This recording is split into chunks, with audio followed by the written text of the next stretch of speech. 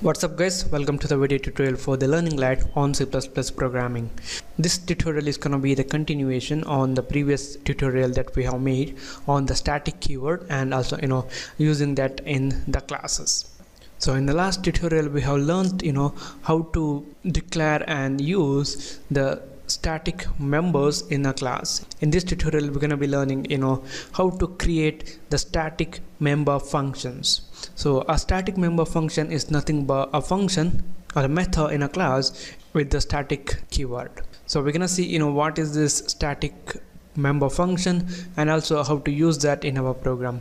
So here to our previous class definition that we have in this class human, we're gonna be adding one static method. To add a static method, first we need to specify the keyword static and then the return type. So it's gonna be void and the name of that method. So it's gonna be human count, and this method is not gonna take any parameters. Okay, now in C++ to create or declare a static method, we need to use the keyword static.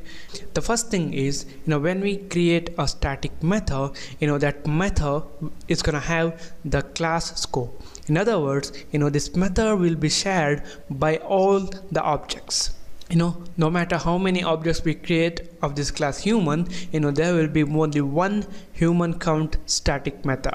And the next thing is when we have a static method in our class, we can only use the static members of that class in this static method. So we can't use any other variables other than static. So here we can use this human count. It is a variable human underscore count, and the static method name is human count, so don't get confused with it. Alright, we can access this member inside this static method. Just to demonstrate that, I'm gonna copy this cout from the human total method and I'm gonna paste it here. And the next thing is to call this method or to call a static method from a class, we're gonna use the scope resolution operator.